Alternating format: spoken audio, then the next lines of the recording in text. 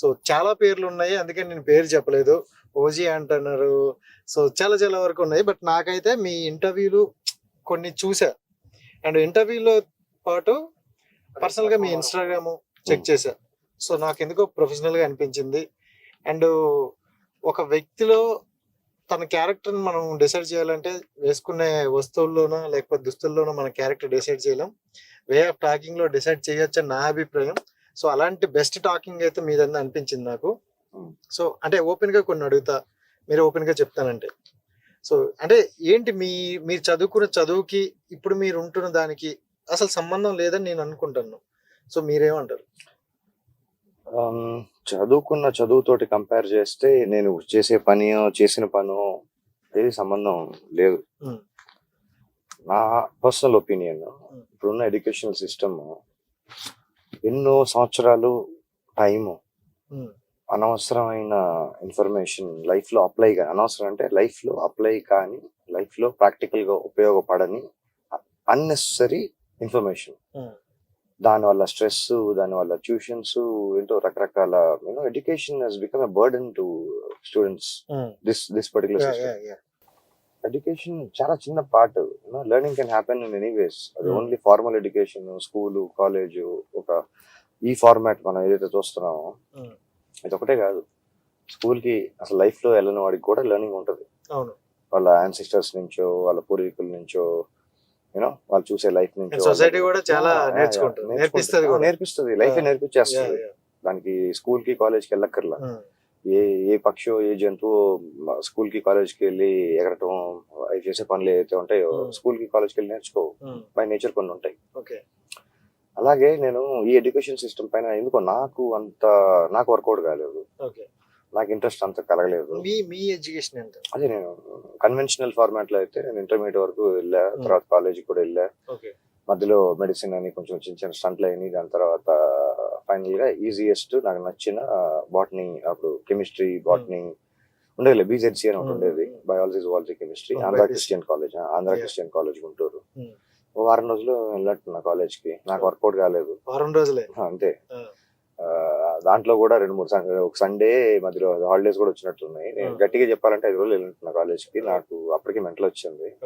ఎందుకు నా mental status ని జనాలకు రుద్దటం, ఎందుకు వాళ్ళని ప్రశాంతంగా వదిలేద్దాం అని చెప్పి నేనే అక్కడి నుంచి, అంటే బేసిక్లీ మనం హైదరాబాద్ రావాలి, ఇవన్నీ కాదు సినిమా చేయాలని ఎప్పటి నుంచో అనుకుంటా ఉన్నా.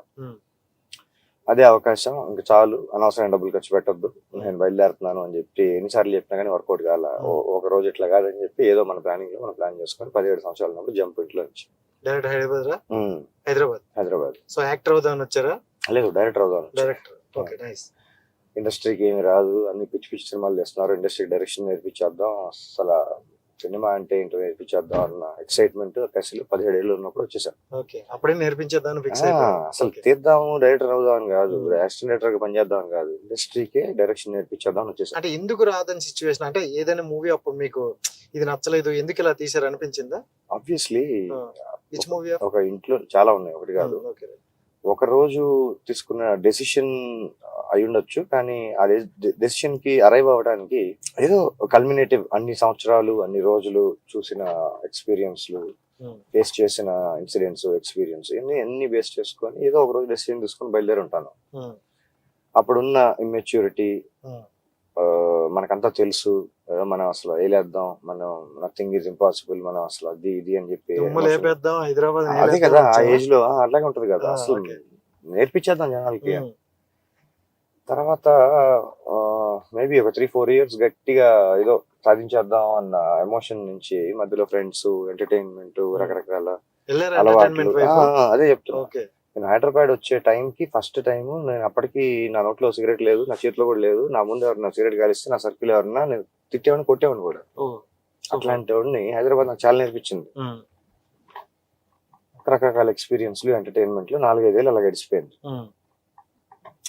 అంటే మధ్య మధ్యలో కొన్ని పనులు, కొన్ని జాబులు, ఏదో సర్వే అవ్వాలి. వాళ్ళని అడిగి ఎంతకాలం అడుగుతాం, ఏమని అడుగుతాం, మనం ఏదైనా చేసుకుందాం, అట్లా కొన్ని జాబులు చేసా హైదరాబాద్ లో, విచిత్రమైన జాబ్స్ చేసా. మనం వచ్చిన పని వేరు, మనం చేసే పని ఏంటి, ఇది కాదు కదా అని చెప్పి మధ్య మధ్యలో అట్లా గ్లిచ్ లాగా, సర్వర్ లో గ్లిచ్ అంటారు, గ్లిచ్ వస్తుంది అనమాట, నెట్వర్క్ లో గ్లిచ్ వచ్చినట్టు. అదే సంబంధం లేని డిఫరెంట్ జాబ్స్. మళ్ళీ సినిమా మళ్ళీ అటు అంటే ఒక 2-3 రోజులు మనలో ఫిల్మ్ మేకర్ తన్నుకొని బయటకు వస్తాడు అనమాట. అరే నువ్వు వచ్చింది సినిమా చేయడానికి కదా, నువ్వు ఏంది ఫ్రెండ్స్ టైం పాస్ ఏంది ఆశలు అని అనిపిస్తుంది. కట్ చేస్తే మళ్ళీ ఇంకోటి ఫోన్ చేసి రారా కూర్చుందాం అంటే ఆబ్వియస్లీ 17-18 ఏళ్ళు ఉంటే 20 ఏళ్ళు లోపల అంటే అలాగే ఉంటది పరిస్థితి. మనం ఇప్పుడే ఇలా ఉన్నామంటే కొంచెం అర్థం చేసుకోవచ్చు అప్పుడు కొంచెం అలా ఉండేది అనమాట పరిస్థితి. సరే, పాయింట్ ఆఫ్ డైరెక్టర్ మాట్లాడుకుంది. ఇప్పుడు పాయింట్కి వచ్చేస్తే, ఇప్పుడు ఈ హెయిర్ స్టైల్ ఇవన్నీ అంటే మీరు పెంచాలని పెంచుతున్నారా, లేకపోతే సమ్ రీజన్ ఏమైనా ఉందా? దీనికి కొన్ని రీజన్స్ ఉన్నాయి. వన్ ఆఫ్ ద రీజన్స్, ఒక సినిమాకి చెప్పచ్చో చెప్పకూడదు, ఇంకా అఫీషియల్ గా అనౌన్స్ చేయలేదు కాబట్టి, ఒక సినిమా ఒక క్యారెక్టర్ ఓకే అయింది, అడ్వాన్స్ కూడా తీసుకోవడం జరిగింది. కొన్ని అనివార్య కారణాల వల్ల డిలే అవుతుంది, పోస్ట్ పోన్ అవుతుంది. ఇప్పుడు వన్ ఆఫ్ ద రీజన్స్ దాంట్లో యాక్షన్ సీన్స్ కొన్ని ఉన్నాయి, దాంట్లో నేను కూడా యాక్షన్ చేయాల్సిన పరిస్థితి. ఇప్పుడు చేతి బాగాలేదు, ఒక చెయ్యి ఫ్రాక్చర్ అయింది, ఇంకో అదే ఇది ఫ్రాక్చర్ ఇక్కడ, ఇది హెయిర్ లైన్ ఫ్రాక్చర్. ఇది ఒక 1 వీక్ 10 days లో సెట్ అయిపోద్ది. ఇది కొన్ని ఇది అంత ఇంపార్టెంట్ కాదు, జరుగుతుంటాయి కొన్ని బడే బడే షహరోं में छोटी छोटी बात होती रहती है.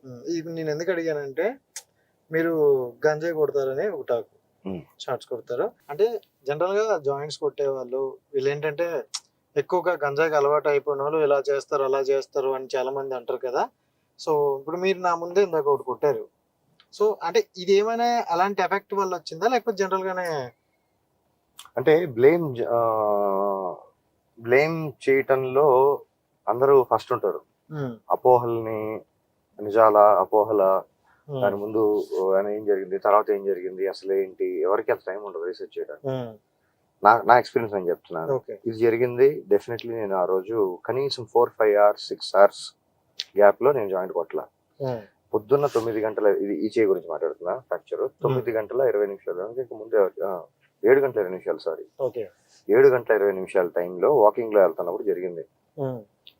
జస్ట్ నేను యాక్చువల్ గా ఒక 3-3 ఇస్తాను. అక్కడి నుంచి ఏదో నా మెడిటేషన్ యోగా వాకింగ్ అంతా అయిపోతుంది. వాకింగ్ షూ వేసుకొని స్టార్ట్ చేద్దాం అని చెప్పి వస్తున్న దారిలో ఏదో ఆర్గ్యుమెంట్ లో నుంచి ఫైనల్ ఇది జరిగింది. దీనికి జాయింట్ కి సంబంధం లేదు.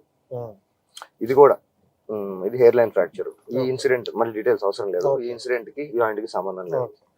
అలాగని చెప్పి నేనేదో తప్పించుకోవడానికో నాకేదో జరిగిపోయిన దానికి నాకు అబద్ధాలు చెప్తే నాకు డబ్బులు లేడు, నిజాలు చెప్పిన అసలు బేసికలీ మీ దగ్గర నుంచి డబ్బులు తీసుకున్నాను మీరు కూడా చెప్పండి.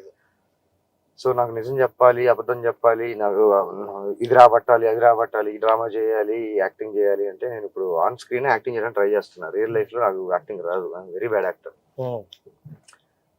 నేను ఎంత నిజం చెప్తున్నాను, ఎంత అబద్ధం చెప్తున్నాను, లేదంటే మీరే వెరిఫై చేయండి. నాతో పాటు రండి, కూర్చుందాం.